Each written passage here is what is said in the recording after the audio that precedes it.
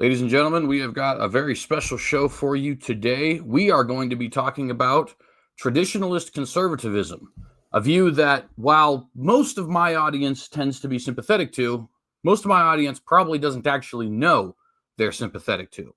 In the modern day, we tend to be more influenced by libertarianism, neoconservatism, even Christian nationalism, and people know those terms by term, but they don't often know much about Burkeanism. Today, that's what we're going to get into, as well as a little bit about the American foundation of it, so to speak, in Dr. Russell Kirk. Thank you very much for tuning in today. Welcome to the Watchdog.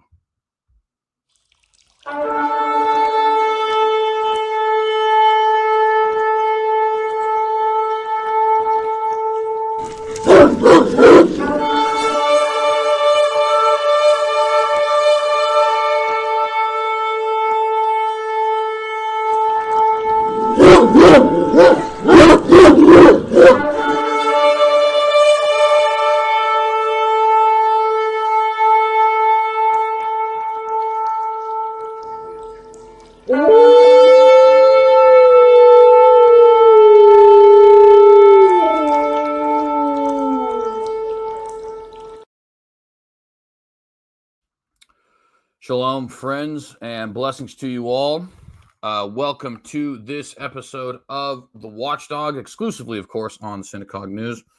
I am your host, CJ Cox, here to tell you that we are living in biblical times, as I like to say. I like to say shalom to all around to anybody who is currently in the live chat or who has not made themselves known in the live chat. If you are here, please remember to like and share this video and consider subscribing to the channel if you have not done so. Hit that bell to get notified every time that we go live. Leave any questions, comments, criticisms, concerns, critiques, anything of that nature in the comment section down below. Certainly appreciate any of the engagement. And you can follow us on various social media platforms if you fancy. I am on virtually all of them, actually. So if you just go at the tag, the Synagogue, you'll be able to find me on pretty much any of them. Truth Social, Gab, Twitter and Facebook and Minds and what have you. Some of those I frequent less than others. Like, I don't think I've posted anything other than the content that you're watching right now, meaning Watchdog content on Truth Social for like the entire existence of that account, if I'm being perfectly honest. But it's a way to get the word out. And of course, I certainly appreciate anybody who is frequenting those places and following us on those websites. The description today is, as tends to be the case, not quite set up. We're going to set it up after the show. If you're watching this after the fact, meaning not live, what you will find in the description is links to my other channels, my theology channel, the Synagogue, the music channel, Polet, my paper on the deity deception argument, and various links to interviews that my guest has done, as well as the Russell Kirk Center, where he is a fellow. Don't really have a whole lot in terms of channel housekeeping because we don't have anything that's coming forward or anything like that. The one thing I do want to do, because we do it on every show, is give you guys another This Day in History little fun fact. And today, May 22nd, 2025, we have a pretty interesting fun fact for you. May 22nd, you guys know I love Civil War history. May 22nd, 1863 was the beginning of the longest siege in American history. And of course, that was another Civil War battle, namely the Siege of Port Hudson. Union General Ulysses S. Grant was beginning his Vicksburg campaign.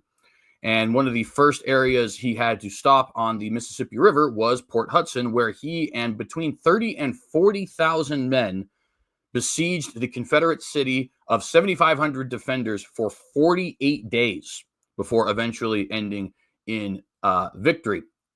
Roughly 5,000 killed or wounded on the Union side compared to only about 750 killed on the Confederate side, but that tends to be fairly typical in a siege. The besieging army is virtually always going to have higher casualties, but nevertheless, the main reason it's important for our purposes, why it's interesting, right, is just because, number one, it is the longest siege in American history, and number two, it is one of the key moments in the Vicksburg campaign.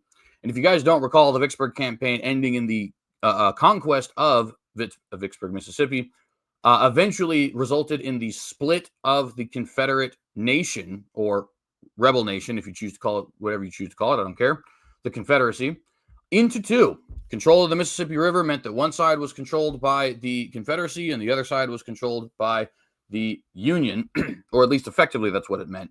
More importantly, what it meant is that the eastern and western sides could not actually properly communicate with each other and cooperate with each other. So that's our little fun this day in history fact. We're going to go ahead and jump right into our show because I'm actually already a little bit late and I don't want to keep my guest waiting. So, Shalom, Dr. Jeff Polet, thank you very much for being here. And how are you doing today?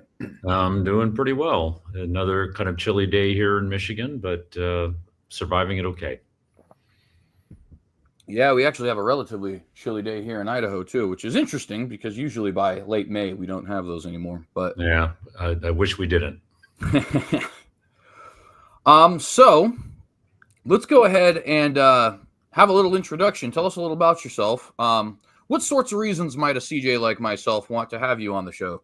What do you do? That kind of stuff. And yeah, thank you again for being here. Well, my wife and children can't imagine any good reason why you would want me on your show, but I suppose we can come up with something. So I was a college professor for 30 years, teaching mainly political philosophy, and now a professor emeritus at Hope College, where I spent most of my career here in Holland, Michigan, just to the west of here. Also where I grew up, so I'm one of the rare academics who managed to teach in the town where he grew up. And now I work at the Gerald R. Ford Presidential Foundation. So you can see the Grand Rapids skyline behind me, where I run educational programs for young adults.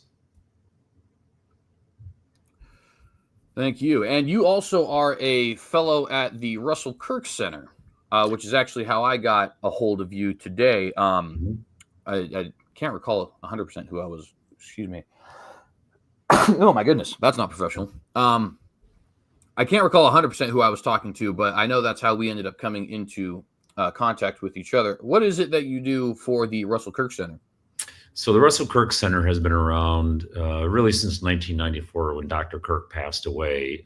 Dr. Kirk is a Michigan native, born and raised in Plymouth, Michigan, and his family owned an estate in Mecosta, a small town, as we do in Michigan, kind of right here in the center of the mitten. Small town there, sad to say, in the middle of meth country, really, and rehabilitated the old Victorian manor that was there. So if you go into the small town of Mecosta, you'll see on a hilltop this big old Victorian manor that looks completely out of place, and that's the home of Dr. Kirk, where he and his wife Annette raised their 4 daughters. He passed away in 1994, and since then it has operated as the Russell Kirk Center, which has been a place for the dissemination of conservative ideas. While Dr. Kirk and his wife Annette were alive, it became a haven for refugees from all over the world. They were constantly hosting political refugees, conferences, conservative conferences, and so forth.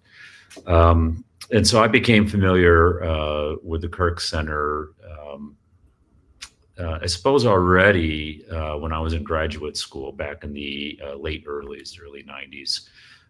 Became familiar with the work of Dr. Kirk.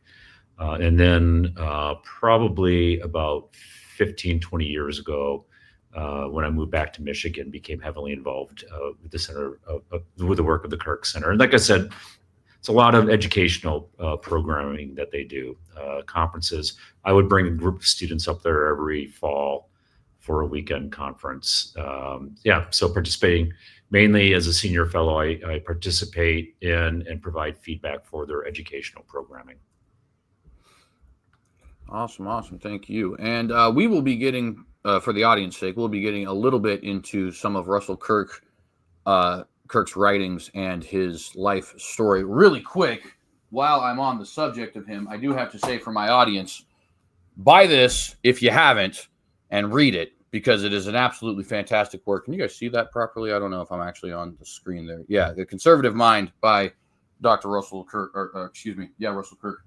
I was looking at the Burke on there, thinking it was Edmund Burke. But get Edmund Burke's letters as well. Those are actually awesome. I have those over there, but it's out of reach. At any rate, so there are multiple flavors of conservatism, just like there are multiple flavors of any other political ideology. Kirk tends to be associated with what is known as traditionalism. For the audience's sake, what is traditionalism, and how is it? Well, let's actually save the second part for after that. What is traditionalism? Okay, well, I suppose I'm going to preface my answer by, first of all, reminding the audience that Dr. Kirk insisted that conservatism was not an ideology.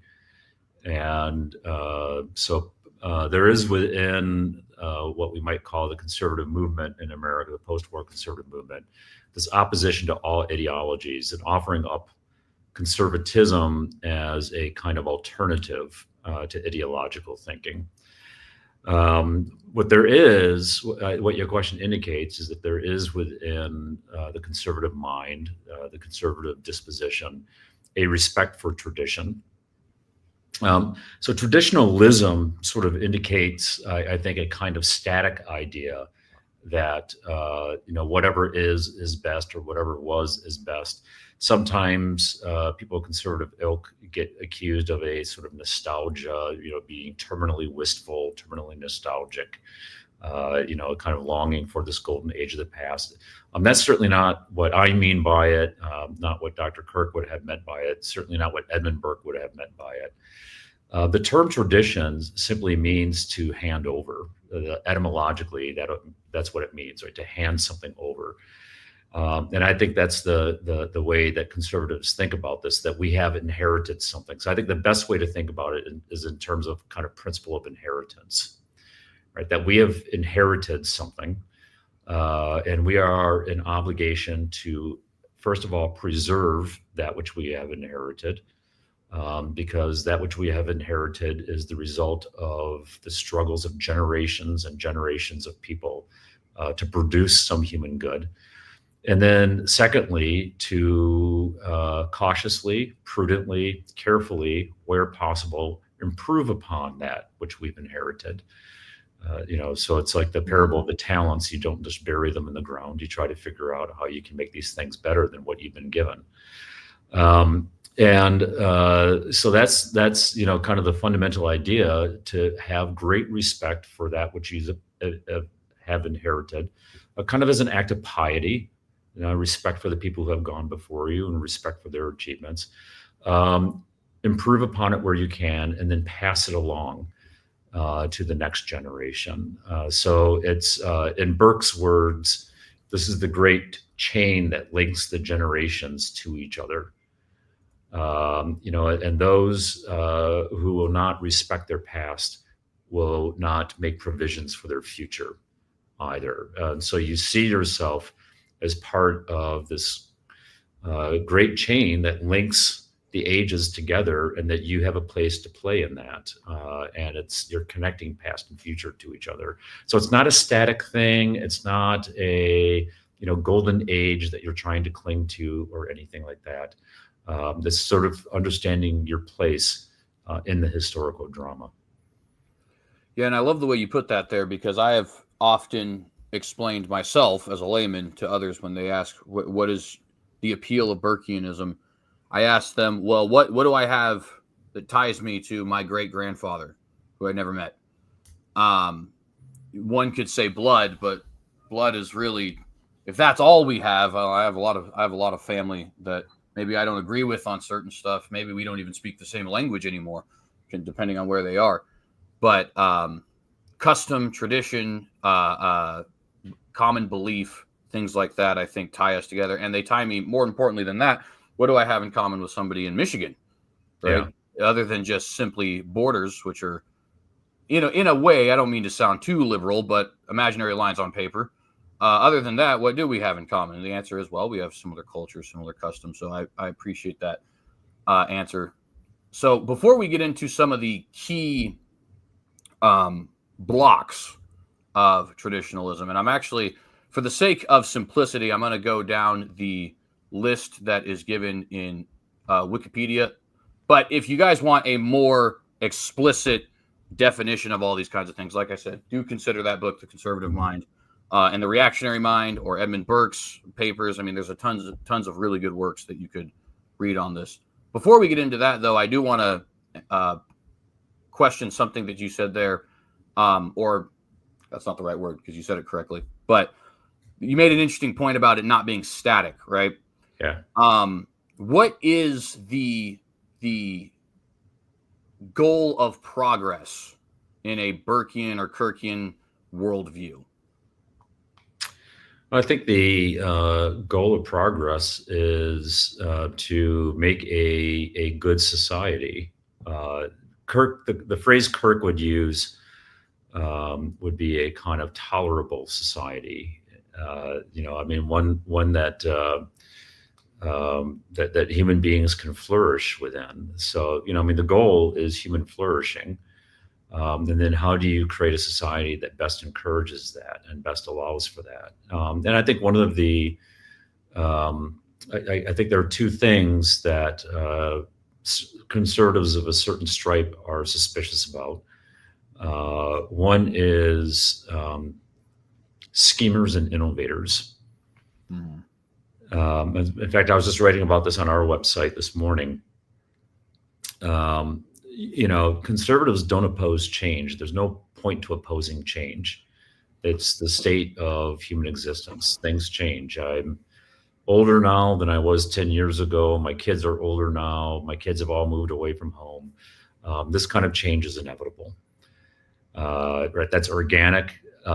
Is it progress? Well, it's, as Eliot said, in some ways, it's neither gain nor loss. And I think that's kind of the thing, that things change, and it's neither really gain nor loss. It's always a kind of combination of both things. And, maybe one way to think about it is that conservatives are keenly attuned to the loss that occurs in change. So we don't oppose change. It's inevitable. And sometimes the change is salutary, right? Which is like, well, that's good. I'm glad that changed. This is better than what it was, because it's a more tolerably humane world that we live in as a result. What we're suspicious of is, as I said, innovative scheming. And that is people who want to change things that we think are pretty good, or at least have good in it. And they'll say, yeah, but if we make these innovations, it's going to be so much better. And, our kind of disposition is to say, all right, so you're asking me to accept certain losses for uncertain gains. And that's not necessarily a deal I want to accept, because you're expecting me to accept this on the basis of promissory notes. Like, I don't know that you can deliver on this. And frankly, a study of history indicates to me that you're probably not going to deliver on it. All your dreams, all your schemes, all your promises are probably not going to come true. And in the meantime, you're going to overturn a social order that human beings spent generations creating.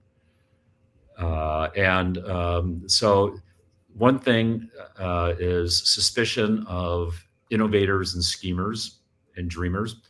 And secondly, a suspicion of centralization and centralized power.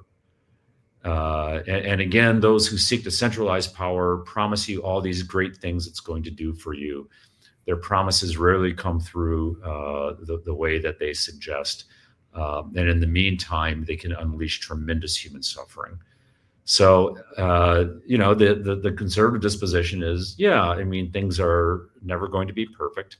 We can do what we can do to try to make them a little less imperfect. But probably that's going to be accomplished best through the individual efforts of people within local communities. And I am reminded of G.K. Chesterton's fence, right? Yeah. Or if you get two guys coming across a fence, they see no point. One says, I see no point, tear it down. The other one says, find the point and we'll consider it. And go ahead. Chesterton's novel, The Napoleon of Notting Hill, which if your listeners have not read that novel, it's kind of Chesterton's Fence on a grand scale. The conceit of the novel is that these innovators of progress want to build a road that's going to go right through the Notting Hill neighborhood, and the people of Notting Hill are like absolutely not, and so they organize a kind of revolt against them. But I mean, one man's progress is another man's tragedy. Mm-hmm. Absolutely. I've seen a lot of that in my own hometown, actually, unfortunately. I believe that. Yeah. Well, I mean, all throughout America. I mean, this is part of what's driving our politics right now is, that you have some people who say globalization is going to do all these great things. And in the meantime, you have communities here in Michigan or in Idaho or in Pennsylvania or in Ohio that have been utterly gutted out by these things. And it's benefited people on the coasts in a lot of ways, but in the heartland, maybe not so much. I definitely could not agree more with that. So let's get into some of the key principles of this traditionalist conservatism and hereby learn what might distinguish it from a libertarian conservatism, or I guess I was going to say paleo, but honestly, the more I'm reading Bradford, I don't know if paleo and traditionalism are that different. Well, you're reading M.E. Bradford, okay. Yeah, I read a little bit. I bought a bunch of his, a bunch of works. Richard Weaver's Ideas Have Consequences. Right. Obviously, Edmund Burke. Yeah, and then of The Reactionary Mind by Bradford also. And there are certain things I think that Bradford articulates differently than the other two, or the other three, I should say, because I included Burke in there. But it does seem like, now I don't know though, because they're both paleo. Pat Buchanan and Bradford don't seem to me to be quite lined up perfectly. But at any rate, don't want to get into that. But just quickly, one of the commonalities you'd find between Bradford and Weaver is Southern kind of disposition, a Southern mentality. And so there is within 20th century conservative, not just different kind of streams of thinking and influential thinkers that pour into it, but there are regional differences that manifest themselves also. So you get this kind of Southern strain going into modern conservatism, and Bradford and Weaver are two pretty key figures in that. Well, and actually, if your listeners want to find, I guess, what most people would consider a heretical view of Abraham Lincoln, they might want to read some of Bradford's writings about Abraham Lincoln. Yeah, and one quick note that you just kind of reminded me of with that is I do notice there is, and I'm not necessarily opposed or for this. I think history is incredibly complicated, and the mainstream views have a lot of good points and a lot of bad points, and the lost cause views have a lot of good points and a lot of bad points. But one thing I have noticed in guys like Bradford's writings is a kind of, what would you call that? Southern romanticism, maybe, as it pertains to the Civil War.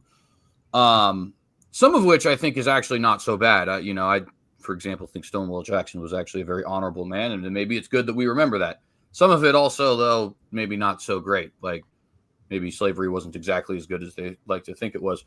But at any rate, let's go ahead and jump to some of these key principles. And again, I'm going through the Wikipedia article on traditionalist conservatism for the sake of simplicity. I know Wikipedia is not the greatest source, but it's just going to be simple for us. So the first key principle they list here is religious law, or religious faith rather, and natural law. Why would religious faith and natural law be considered a key principle in a Burkean style or Kirkian style conservatism?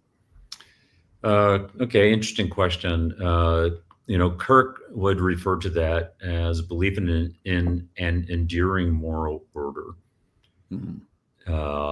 And I suppose natural law is one way that you could construe that. So there are, some conservatives who are very much natural law thinkers, and that can be either ancient natural law, modern natural law, even new natural law. There are other conservative thinkers who are more historically minded. that whatever we know about the proper order of things just emerges within the historical context as we gain a kind of enlightenment about it. But I think that the key principle there is that there is baked into the very order of reality itself a kind of moral calculus. A simple thing such as do the right and avoid the wrong, is sort of baked into the nature of things. So it can become as minimalist or as complex as you like. So, the natural law might be able to tell us something like, in a complex society such as ours, you need to be able to regulate traffic patterns, but it's not going to tell us whether you should drive on the left side of the road or the right side of the road.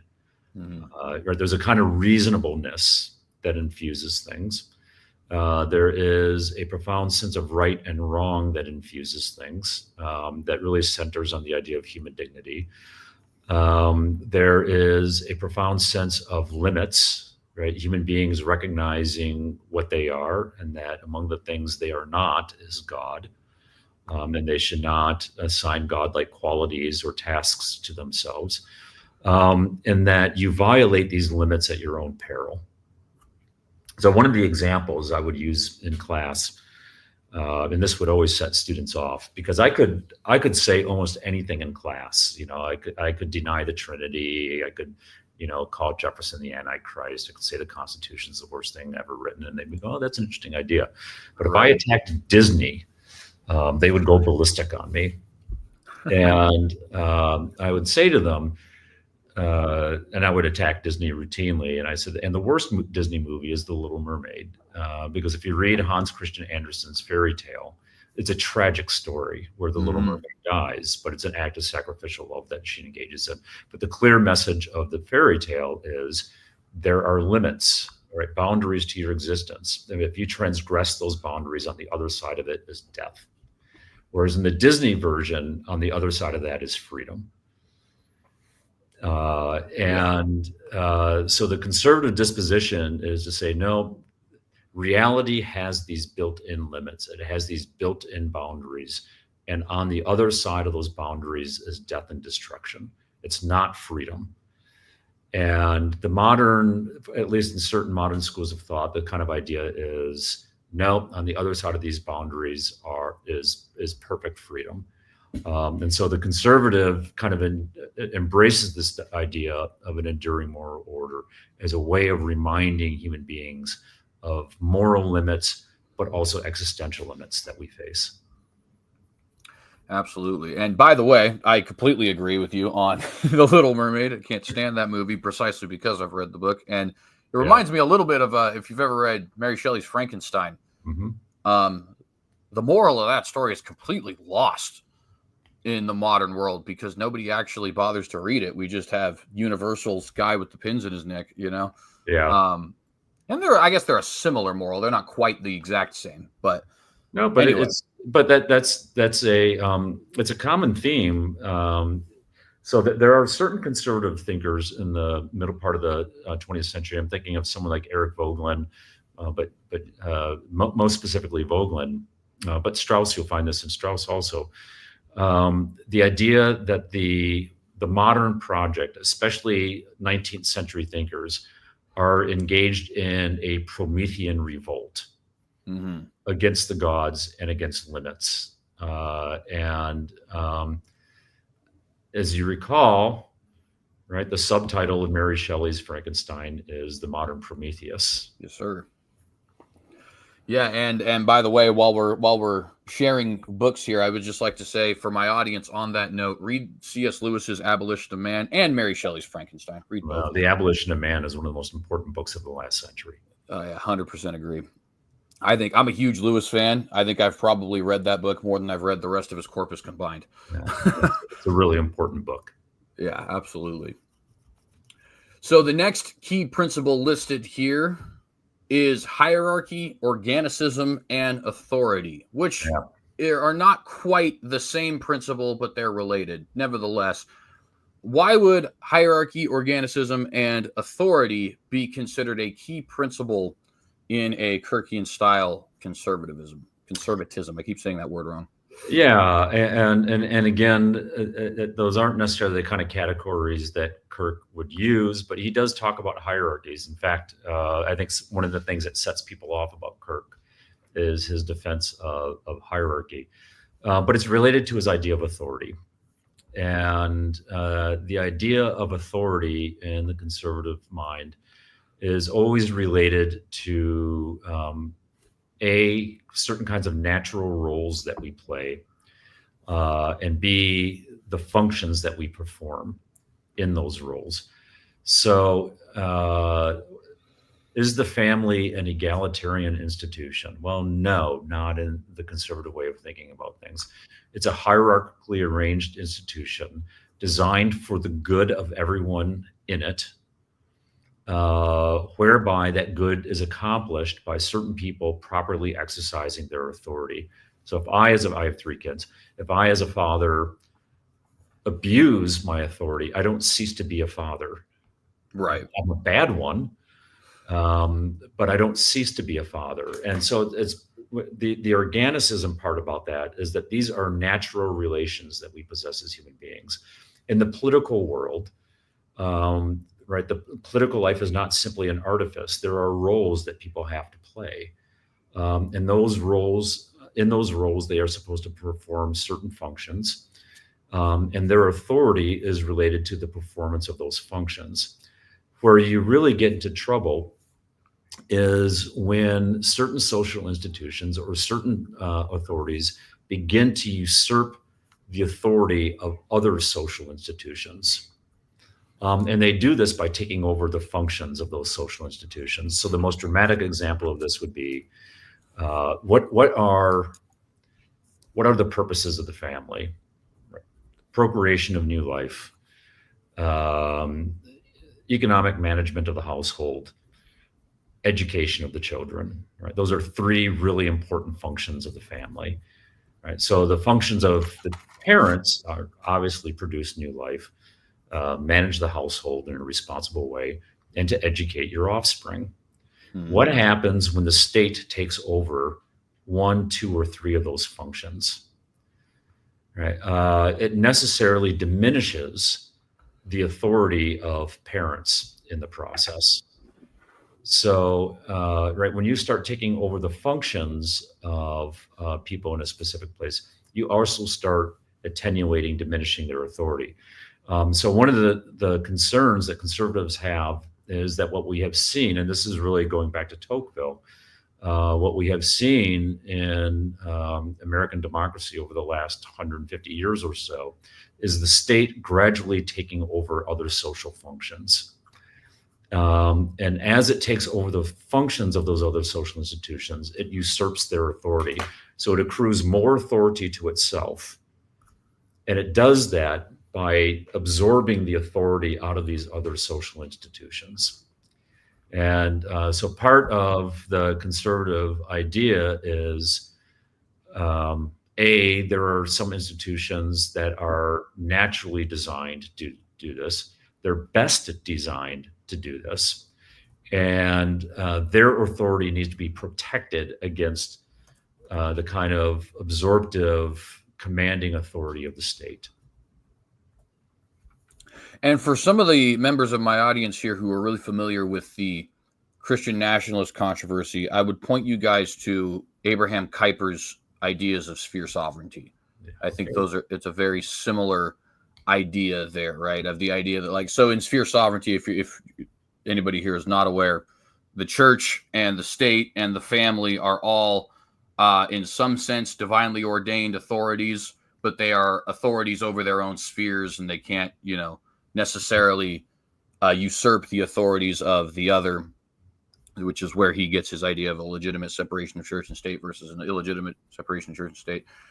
Only reason I bring that up is just to say I know a lot of the members of my audience will be familiar with the Christian nationalism controversy, and so they'll probably be familiar with, if not in reading, at least by hearing other speakers talk about Abraham Kuyper's idea of sphere sovereignty, which I think very much is in line with what you're saying here. Yeah, there's overlap there, and Kuiper's other idea is sphere universality. So there is a kind of interrelationship between these. I'm surprised. I actually grew up Dutch Calvinist, so I was kind of nursed on the work of Abraham Kuyper.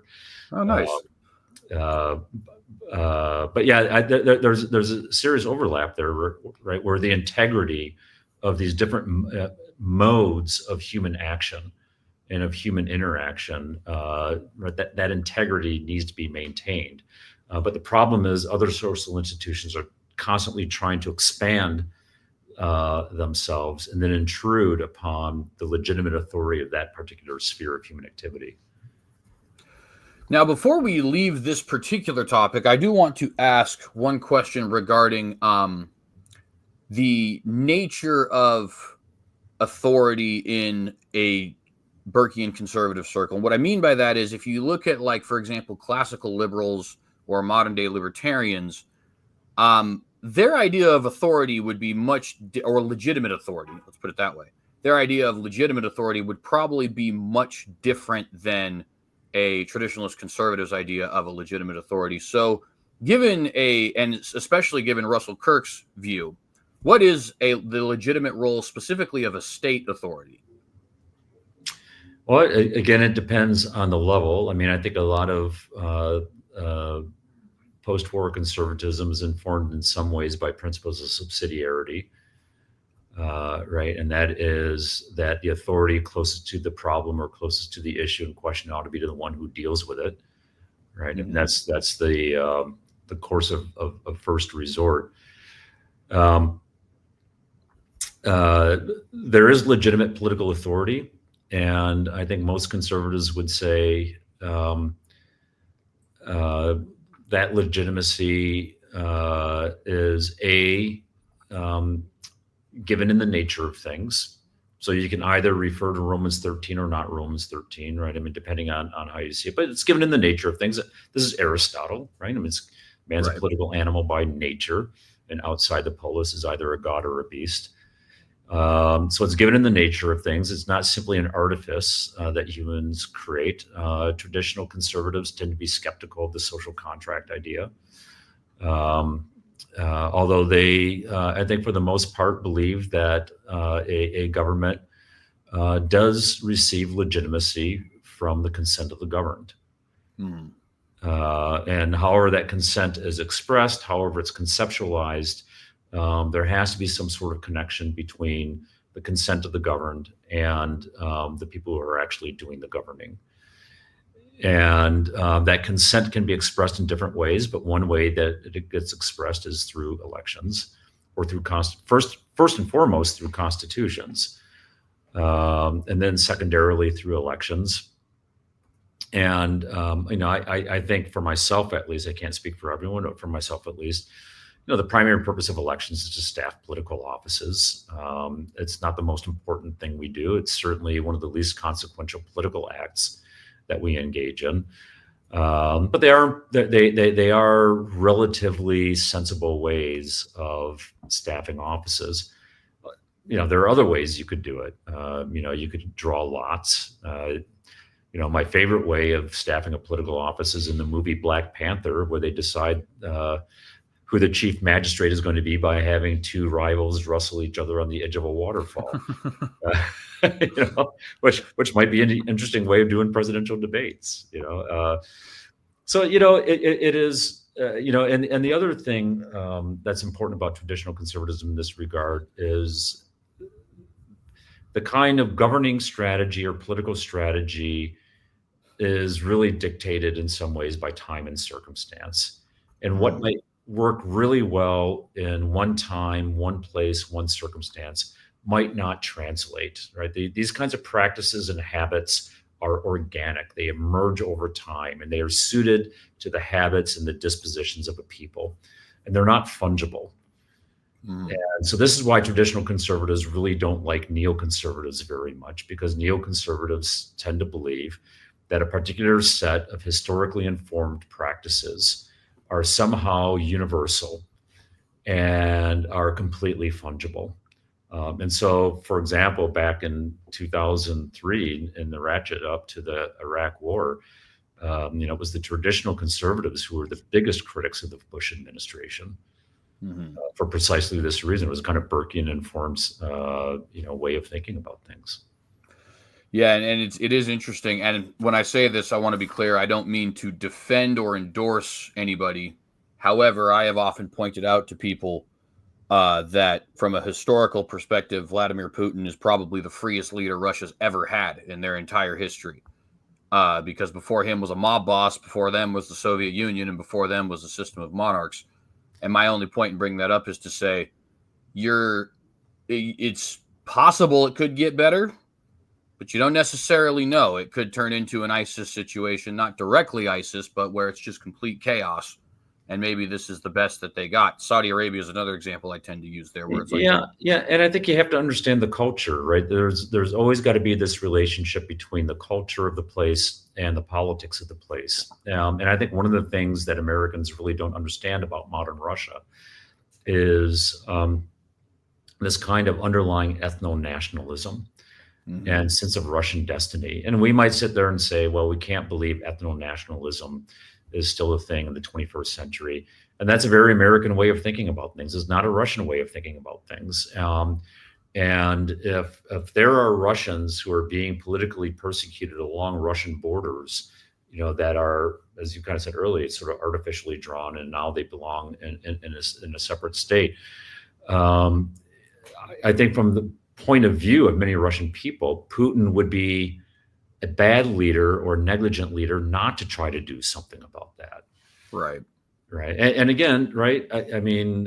I'm agnostic in terms of the policies and so forth, in this sense that we have to be very careful about thinking about how our kind of particular sentiments, ideas, habits, and beliefs and so forth might translate into other contexts.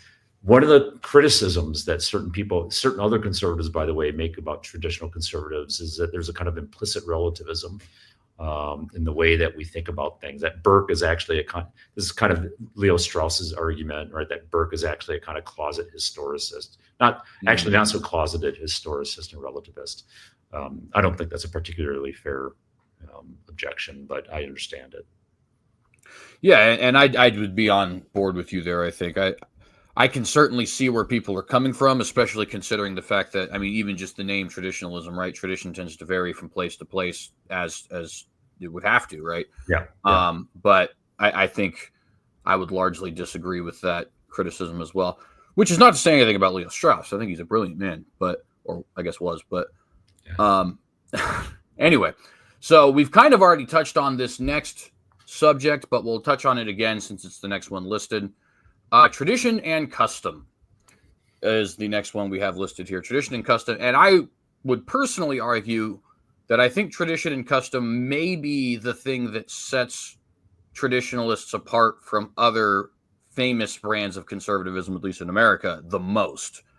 Whether or not you agree with that, of course, you can certainly voice any disagreement here. But what is the function of tradition and custom in a traditionalist conservative worldview? Yeah, I think we hit upon that pretty well when we talked about tradition as being part of this, chain linking the generations together. But one way to think about it is, exactly what custom is.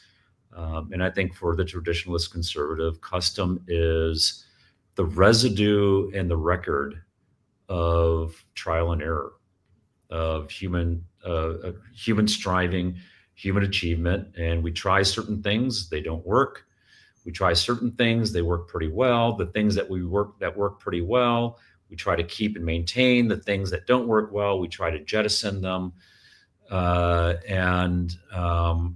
So it is, this idea of a kind of respect. I think I used the word piety earlier, and I think that's really such an essential part of this. For some, people, one of the key figures here is Aeneas, right? So Troy's burning, and what is he doing?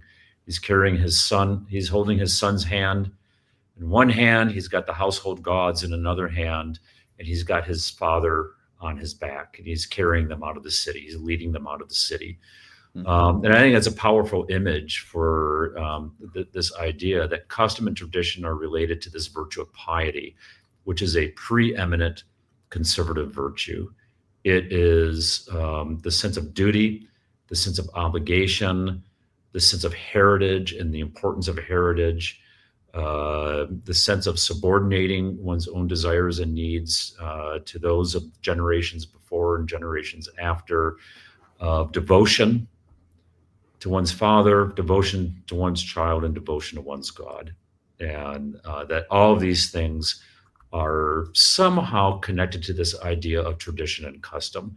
These are not kind of static, again, they're not static things, but these are things that human beings have carefully cultivated and developed over the years as a way of properly channeling our impulses and our energies.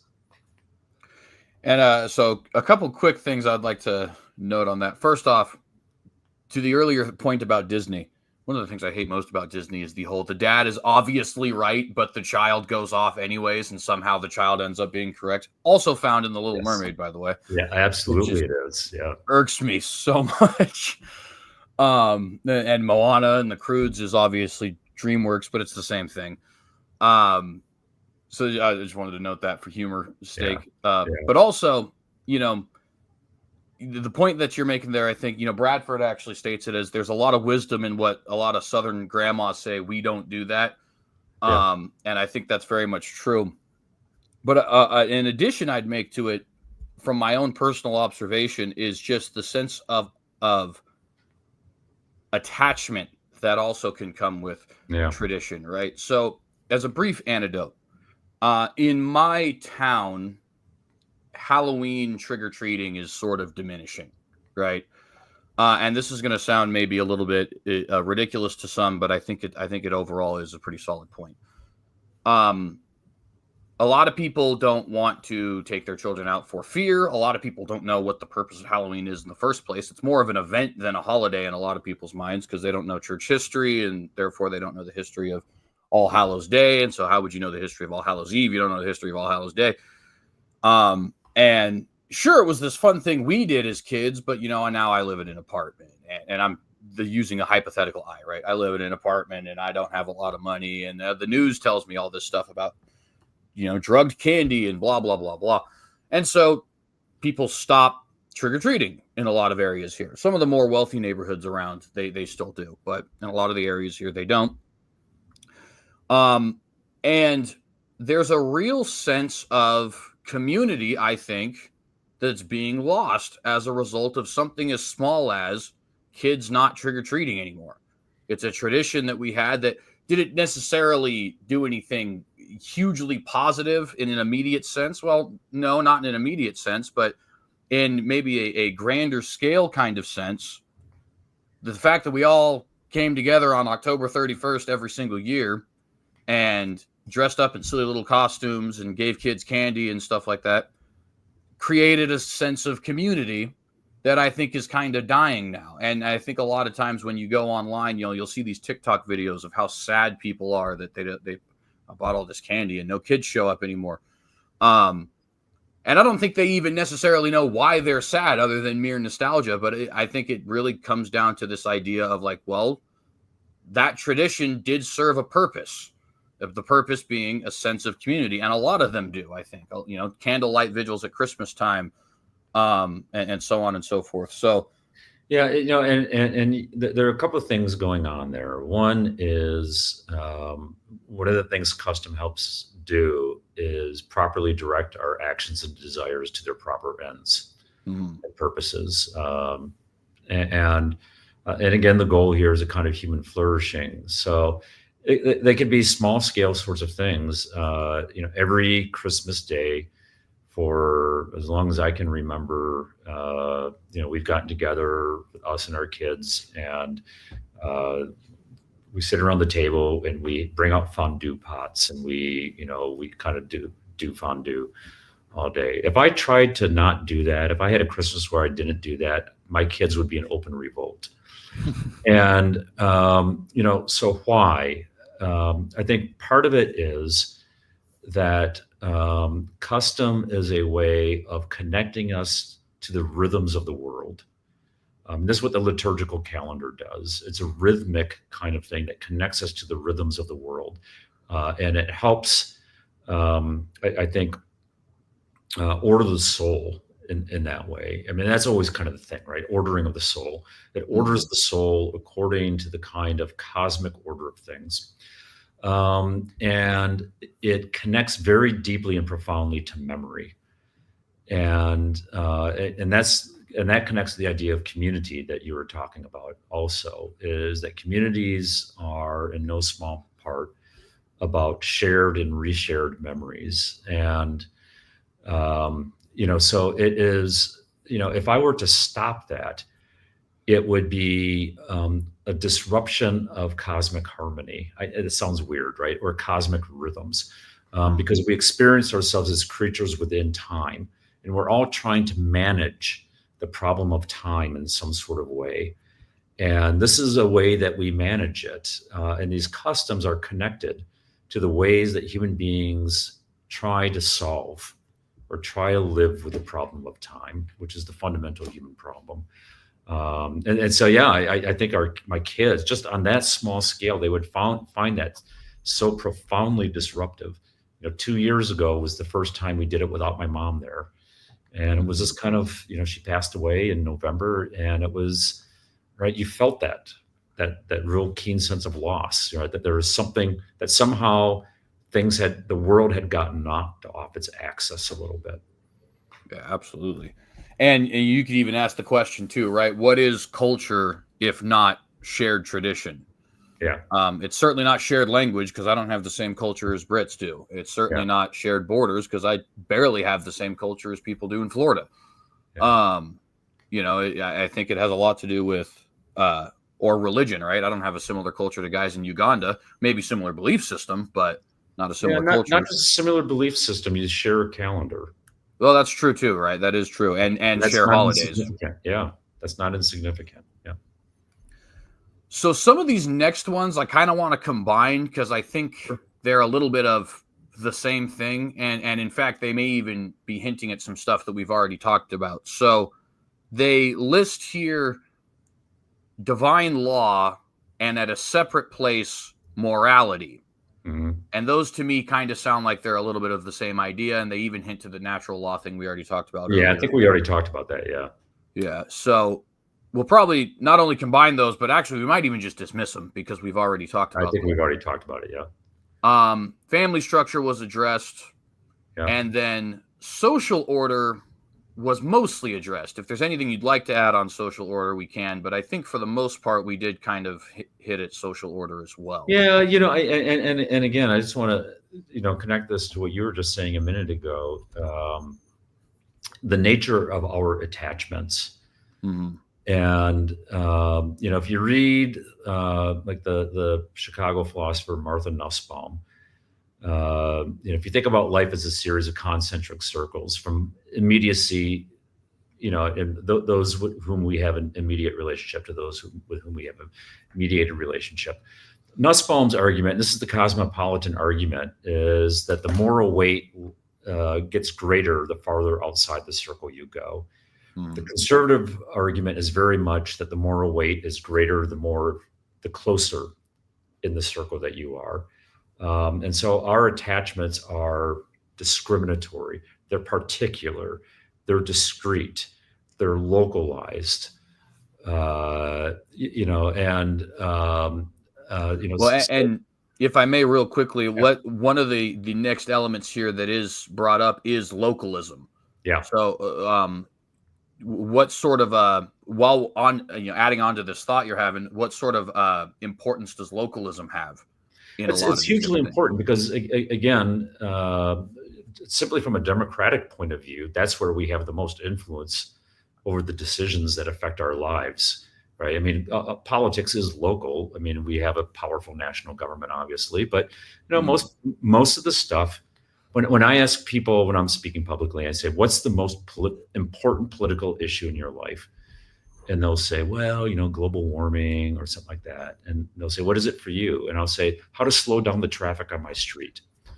because we have children who play it out in their front yards all the time, and I don't want one of these kids hit by a car because it's Right. going too fast down the street. You know, and you know, it's not hard. It's not morally challenging to care about people half a world away. It is morally challenging to care for your neighbor. You know, Chesterton once said that Jesus commanded us to love our neighbors and to love our enemies, and that was a challenging thing because they're often the same person. Right. Right. You know, I mean, these real close relationships are the morally demanding ones, the morally challenging ones.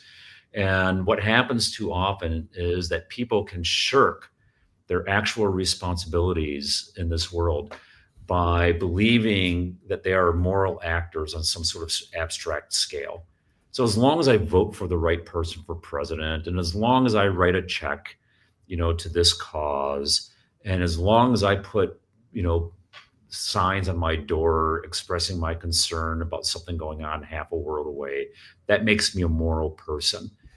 And in fact, I can treat my wife and children like crap as long as I have the right kind of sentiments about these sorts of things. Right. Whereas, you know, the conservative would say, absolutely not. That's just sentimentalism. That kind of humanitarianism is just sentimentalism. It demands nothing of you. But these, you know, being a good husband, a good father, a good friend, a good neighbor, right? These are morally demanding and morally challenging things that are made of us. I always thought when I was on our college campus and we would be talking about the mission statement, I said, why can't we just have our mission statement? We want our graduates to be good spouses, good parents, and good neighbors. And they were all like, what kind of aspiration is that? We want them to be global leaders. I said, yeah, well, good luck with that. You know, Right. If we can have them be responsible human beings living within their particular communities, I think we've done enough. Yeah, and I don't remember who I got it from, but I remember hearing somebody say, strong people make strong families, make strong neighborhoods, make strong cities, make strong states, make strong countries, make strong world. Well, you know what? And this goes to the idea of attachment also. I love Holland, Michigan more than I love West Michigan. I love West Michigan more than I love Michigan. I love Michigan more than I love the United States. Yeah, absolutely. And so the next one here is kind of a fun one, actually, because I don't know if it's universally agreed upon. It's certainly agreed upon by me, but and I think it's important. But classicism and high culture is seen as a key principle here. First of all, would you agree with that? And second of all, if so, why would that be a key principle of traditionalism? Yeah, I don't know that I've heard that one bandied about very much, but I suppose it goes to this idea. I'm not opposed to it. Classicism, but high culture. You know, that there ought to be a certain veneration in the right sort of way for the very best of what's gone on before us. That'd be Matthew Arnold's idea. This kind of respect for the best of what's gone on before us. Again, we're talking here about human flourishing. And when you're talking about human flourishing, you want two things, right? One, to kind of experience the very best of what human beings have achieved, and to just have a kind of awestruck response to looking up at the ceiling of the Sistine Chapel, or listening to a Beethoven string quartet, or you know, tasting a real gourmet meal, you know, or sipping a really fine bourbon, right? That these are indicators of what human beings are capable of. And we're not all capable of it, you know, so you want to, there's an ennobling aspect to this, it ennobles us, it elevates us when we engage the very best of what human beings have accomplished. And the second part of that, and I think this is an equally important part of it, is that conservatives very much believe in the true, the good, and the beautiful. And not everything that human beings do is true, good, or beautiful. and that the beautiful is really the mechanism that gets us into the true and the good. And this is why Dostoevsky said beauty will save the world. The truth requires a kind of intellectual assent from us. The good is epistemologically confusing to us, but the beautiful is visceral. Right? It pulls on us. It lifts us out of the kind of muck and morass of existence. And it draws us close to that which is true and that which is good. And so, not all works of art are beautiful, and not all human efforts at cultural artifacts are ennobling in any kind of way. So there is this constant emphasis that if we can somehow attune ourselves to these beautiful things that human beings have accomplished, that we become more beautiful in the process. Yeah, and I would note on that as well. For me personally, one of the big reasons I've always appreciated this, to me, it's never been a coincidence that the high society kind of conservatives like Lewis or Burke or Kirk are at the same time those who have the most respect for rural conservatives. In other words, those guys who, this might sound initially weird, but I think there's some truth to it. Those guys who really like, monkeys splattering paint on walls and selling it for $1 million are the same guys who think the farmer's an idiot. Correct. And yeah, but you know what? You can go and sit on a front porch somewhere here in rural Michigan or rural Idaho and hear somebody pull out a fiddle and a guitar and produce something really beautiful. Yeah, totally. Because it's formally constructed. It's melodic. It's compelling. It stirs us in very deep and profound ways. Absolutely. I guess one of the ways we could just put that is we've been talking about localism. We even hinted at agrarianism a little bit, family units, all that kind of stuff. And then here we are talking about, high culture. It's they bleed together. It's not you're either high or low culture. It's you need both high and low culture. Low culture. One of the most important localist agrarian thinkers in the world today is my friend Wendell Berry, and he knows his Shakespeare backward and forward. Yeah, absolutely. He knows his Milton backward and forward. So with that, then we're done with the key principles element there. There is one brief thing I wanted to say, just in a sort of synopsized way, because this could have been the entire topic of the interview. But I have listed here different flavors of conservatism. I listed classical liberalism, paleo-conservatism, neoconservatism, libertarians, Christian nationalists, national conservatives, and what I guess I had no other choice but to term Trumpist, but populism, essentially. Yeah. In a sort of synopsized way, what is the key takeaway for the audience to say this is how the traditionalist differs from all these different camps, even if there's a lot of overlap? And I think in many ways there's a lot of overlap with individual camps. But what's the key distinguishing factor that would separate this as one camp of conservatives over and against maybe some of these other ones? It's not ambitious. I think that's a good. And maybe that's not the right answer, but it's the one that immediately comes to mind. It is satisfied with simple things. It seeks to preserve good things, inherently good things, against the forces that seek to destroy them. It's skeptical of. It's I think a healthy kind of skepticism, so like against the neocons and the national conservatives, just kind of skeptical of the ambitions of those kinds of groups, skeptical about ourselves, and I think it's what the conservative ultimately seeks is a kind of contentment, so the story of oh, good golly. It's right on the tip of my tongue. The Greek thinker, the Greek Stoic thinker. Zeno? No, but the one who Alexander, went to and said, "I will grant you anything you want." He says, "Could you please stand out of the sunlight?" Yeah, Diogenes. Diogenes, yeah. Yeah.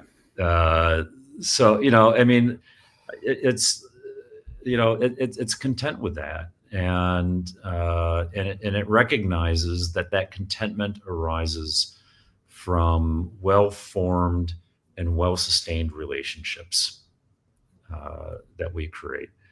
We find libertarians to be too atomistic, too individualized, and too unconcerned with what is good. But neither would we coerce people into what we think is good.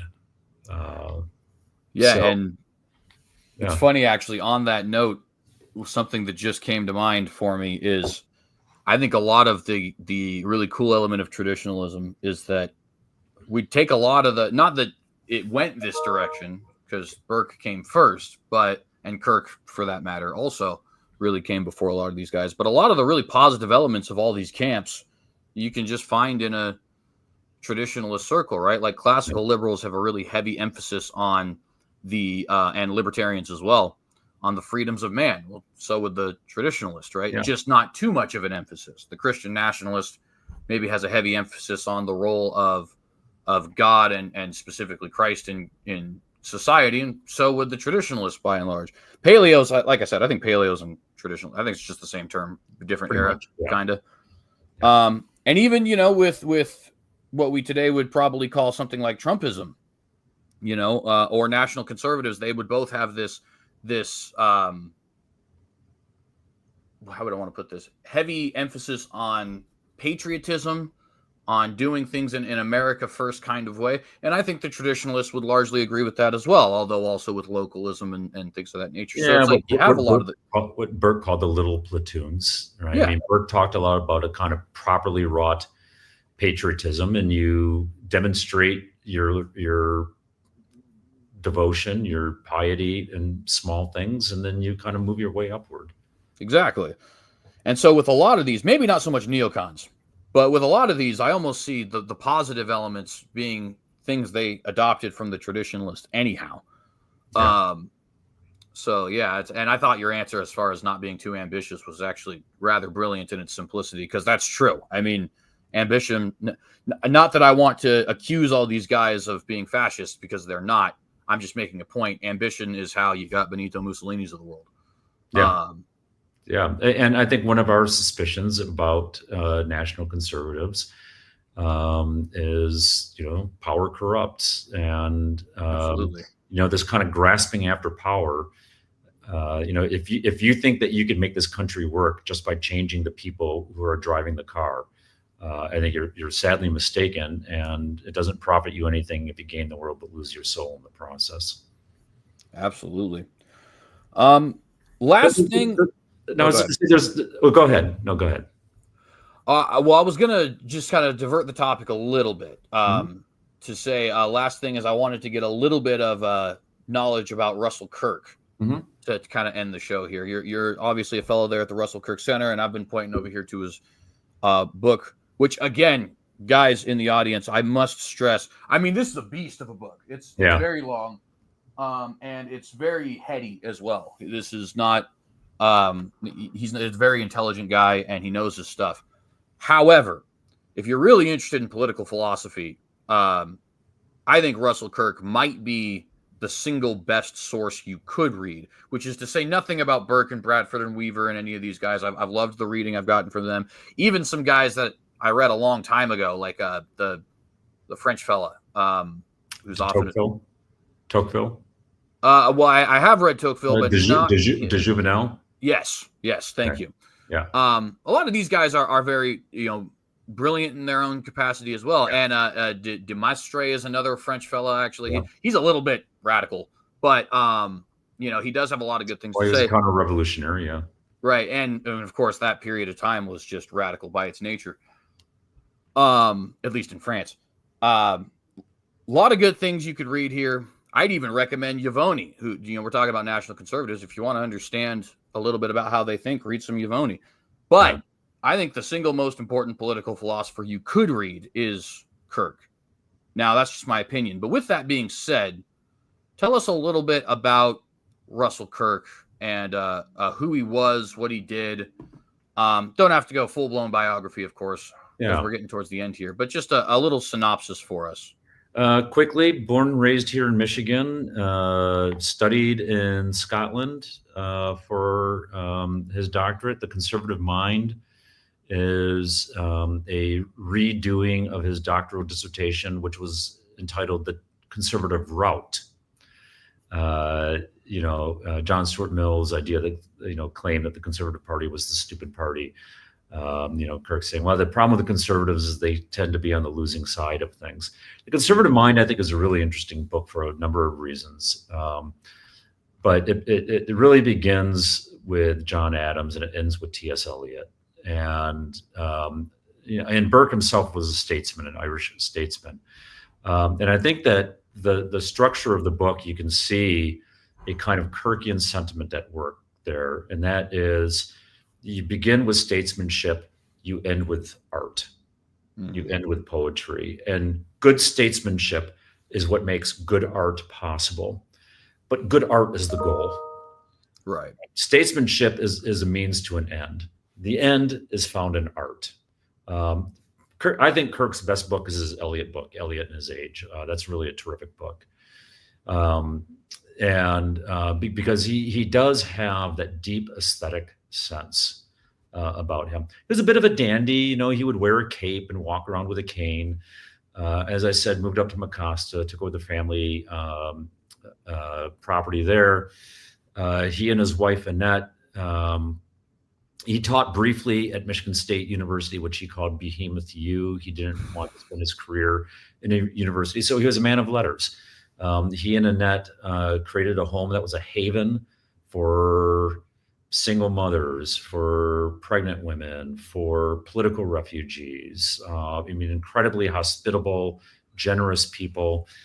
He was involved in the development of the Conservative Mind, really kind of launched post-war American conservatism. He worked with Bill Buckley at National Review. He had a syndicated column with the Los Angeles Times, authored over 30 books, wrote thousands and thousands of pages. You can go to his estate in Mecosta and go to the library where he would do his work. His typewriter is still there.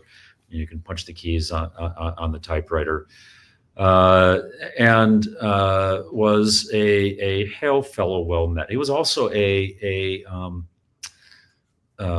some ways he came off as patrician, but for the people of Mecosta, he was Russ. He was a justice of the peace in Mecosta, and when people would come to Mecosta from all over the world to visit the Kirks, they would say, "Oh, I need to see Dr. Kirk," and they'd go, "Oh, Russ? Well, he just lives up the hill." Right. So, this kind of patrician hierarchical thing was really belied by the fact that he was just Russ to the people living in Mecosta. So I never met him personally. I know his family pretty well. They're wonderful people. And my students, I would bring them, as I said, I would bring them up there every fall for a long weekend kind of retreat. And I would have students, I had to cap it at 20.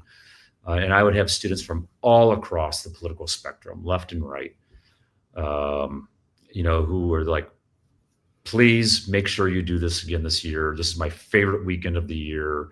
I love this so much. Like, we need to do this.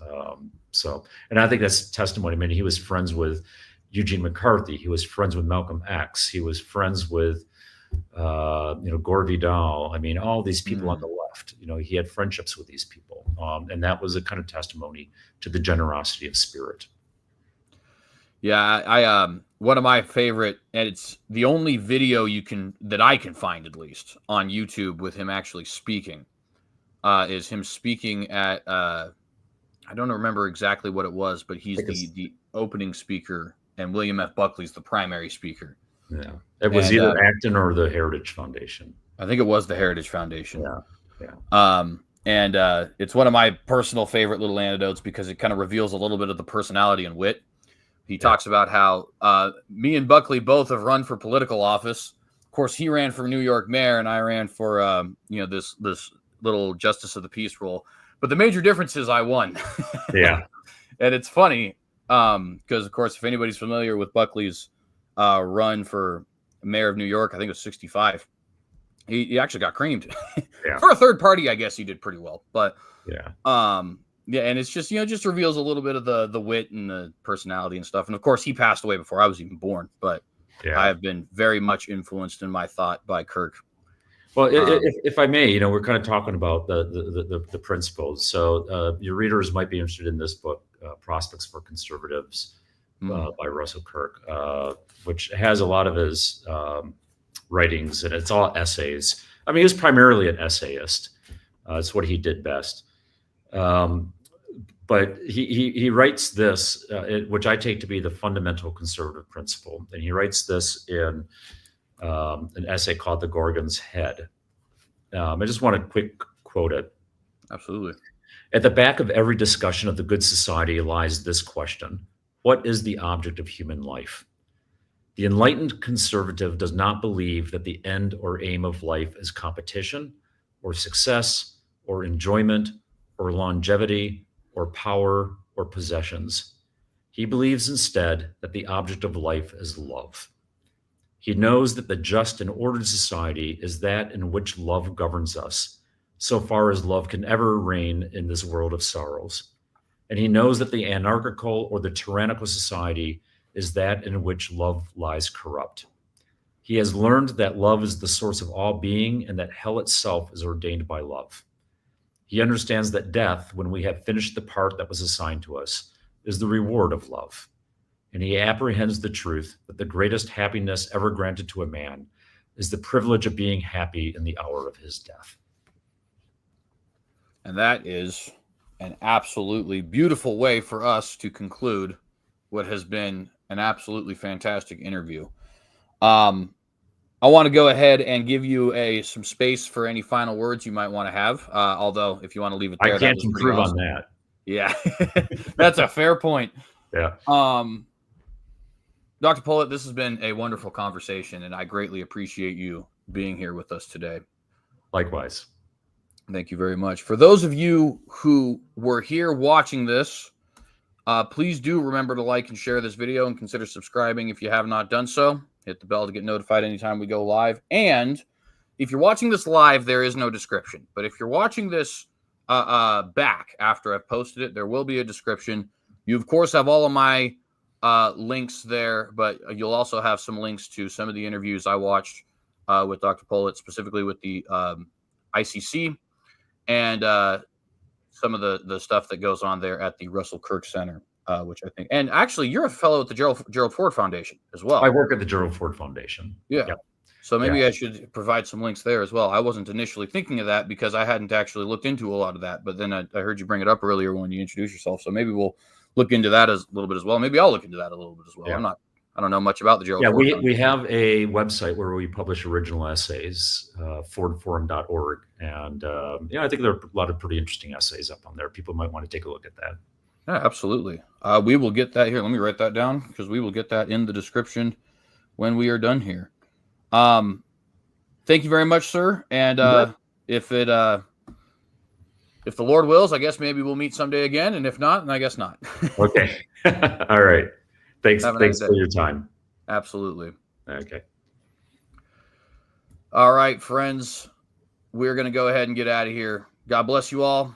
I want to remind you all to be vigilant, be watchdogs, and of course, as I ask always, if in the face of Armageddon, which it seems like if you listen to the news, it seems like we're closer and closer to every day. I don't think we actually are, but nevertheless, the quote's great. In the face of Armageddon, will you compromise?